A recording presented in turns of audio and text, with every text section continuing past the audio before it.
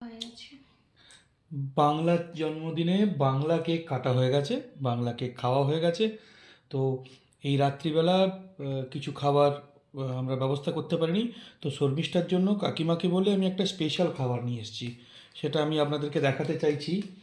শর্মি, কি সেটা? দুধ খা। তুমি দুধটা তখন থেকে ধরে আছো এই কারণে? তুই কি ভাবলি এটা আমার? পায়েসের ভেতরে দুধ? পায়েস পাইনি ওই জন্য দুধ। ঠিক আছে, কালকে চিনি আর চাল দিয়ে দেবো, খেয়ে নিস। ঠিক আছে, তো চিনি আর চালটাও তো এখন চিনি চাল এলাচ ওইটা কোথাও রান্না করে যাই না, কাকিমাকে বললাম দুধ পাওয়া যাবে, বললে হ্যাঁ পাওয়া যাবে, দিয়ে দিল। মানে জাস্ট মানে মজা করার লিমিট থাকে। না, এটা পায়েসে, এই তো কাল আজকে দুধটা খেয়ে নাও, কালকে চাল আর চিনি খেয়ে নেবে, হয়ে যাবে পায়েস। ঠিক আছে, একটু কাজু বাদাম কিশমিশ খেয়ে নিবি, হয়ে গেল। খা, এটা খেতে হবে কিন্তু। না, আমি এত কষ্ট করেছি, কেক এনেছি ব্লিঙ্কিট থেকে, আমি কত কি করেছি, চকলেট এনেছি, গিফট এনেছি। স্যাডও করছে, ভিডিও বন্ধ কর, ছুঁড়ে মারবো ফোনের মধ্যে। না, আমার চালার দরকার নেই, ভিডিও বন্ধ হবে না, তুই দুধ খেয়ে দেখাবি কিন্তু, বলে দিলাম আমি।